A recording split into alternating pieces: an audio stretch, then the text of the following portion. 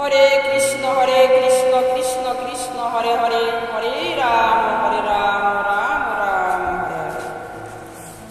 আমি পড়ছি শ্রী ভগবদ্গীতা যথাযথ অষ্টাদশ অধ্যায় মুখ্য যোগ শ্লোক নাম্বার 14।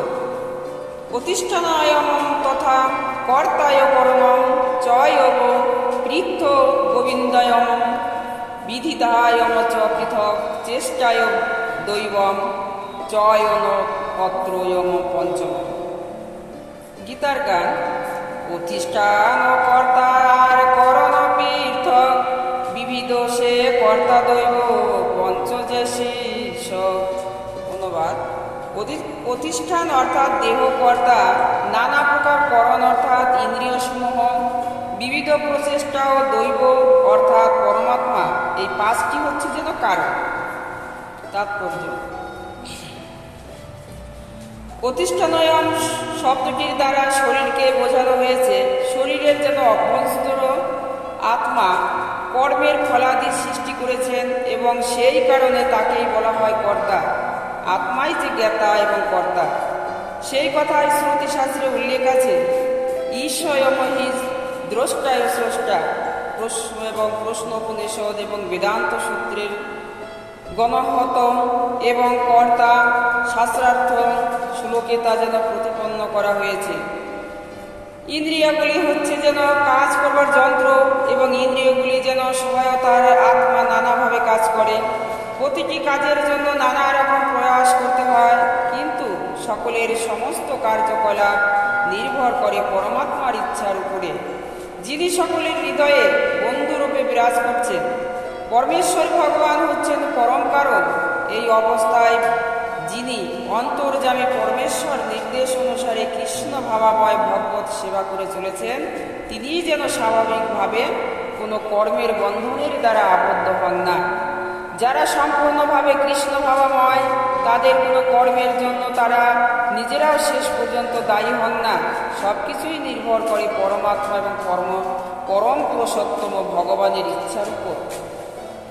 শ্লোক নাম্বার 15।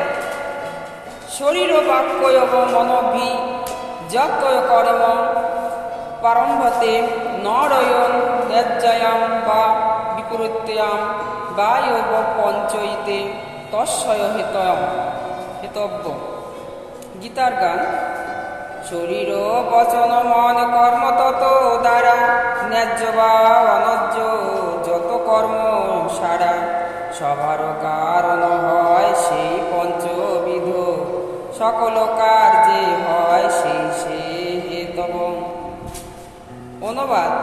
শরীর বাক্য এবং মনের দ্বারা মানুষ যে কর্ম আরম্ভ করে, তা ন্যায্যই হোক অথবা অন্যায্যই হোক, এই পাঁচটি তার যেন কারণ। তাৎপর্য। এই শ্লোকে উল্লেখিত ন্যায্য এবং তার বিপরীত অন্যায্য শব্দ দুটি অত্যন্ত তাৎপর্যপূর্ণ।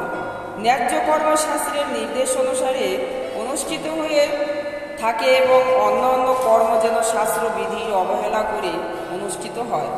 কিন্তু যে কাজই হোক না কেন, তার সমক্ষ অনুষ্ঠানের জন্য এই পঞ্চবিধ কারণ প্রয়োজন। শ্লোক নাম্বার 16।